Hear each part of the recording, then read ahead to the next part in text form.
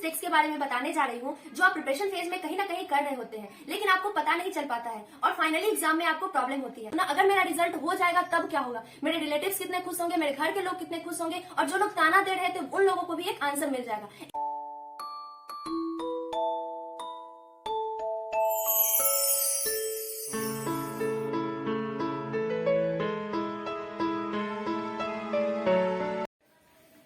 Hello everyone, welcome to my YouTube channel Let's Be a Medico. I am Sweta Asman, first year BHMS student of RBTS Government HMCH Muzaffarpur.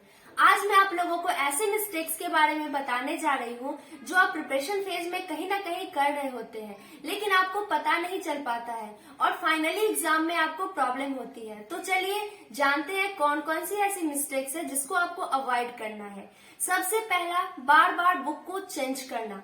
आप अपने friends को देखते हो किसी और publication का book पढ़ते हुए और फिर आप वही पब्लिकेशन यूज करने लगते हो और फिर इसी तरह से आप बार बार बुक चेंज करते हो। एक ही बुक को आपको फिक्स करना है और उसी को अच्छे से पढ़ना है, मल्टीपल टाइम्स पढ़ना है ताकि उस पर आपको अच्छे से कमांड हो जाए। दूसरा क्या है, जो अंडर एस्टिमेशन ऑफ एनसीईआरटी। आप जिस कोचिंग में पढ़ रहे हो आप उस कोचिंग इंस्टीट्यूट के मॉड्यूल को ज्यादा प्रेफर देने लगते हो एनसीईआरटी के जगह पे, लेकिन होता क्या है एग्जाम में आप देखोगे क्वेश्चन एनसीईआरटी के ही आते हैं। इसीलिए आपको एनसीईआरटी को प्रायोरिटी पहले देना है, उसके बाद किसी और बुक को अगर आपके पास टाइम है तो आप पढ़िए।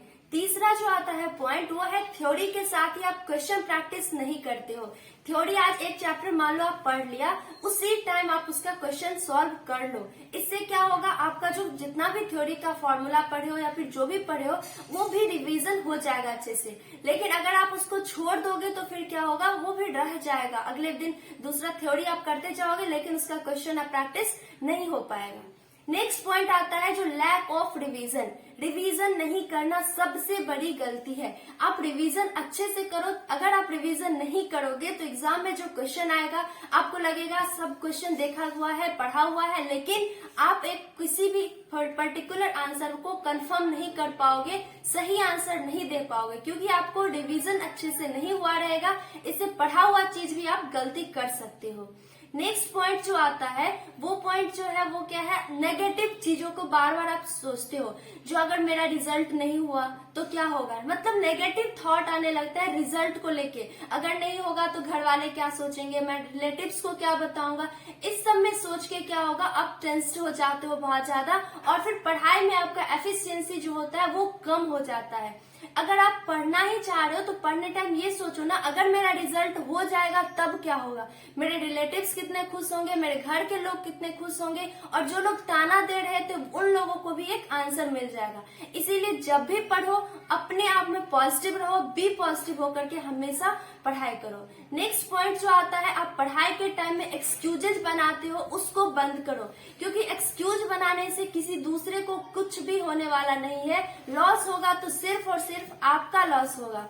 एक्सक्यूज बनाते हो, मैं इस वजह से पढ़ नहीं पाया, मैं आज वहां चला गया, मेरा तबीयत खराब हो गया, घर के कामों में मैं लग गया। इससे क्या होगा, किसी दूसरे आदमी को कोई भी लॉस होने वाला नहीं है। लॉस होगा तो सिर्फ और सिर्फ आपका लॉस होगा। इसीलिए कोई भी एक्सक्यूज नहीं देना है, पॉजिटिविटी के साथ हमेशा पढ़ाई करना है। अगर आप लोग इस समय से कोई भी मिस्टेक्स कर रहे थे तो प्लीज अभी से इस मिस्टेक्स को फॉलो नहीं कीजिए, हम उसी को उसी टाइम से रोक दीजिए और स्टडी कीजिए पॉजिटिविटी के साथ। So keep studying, be motivated, stay tuned with my channel and bye bye, see you in our next video.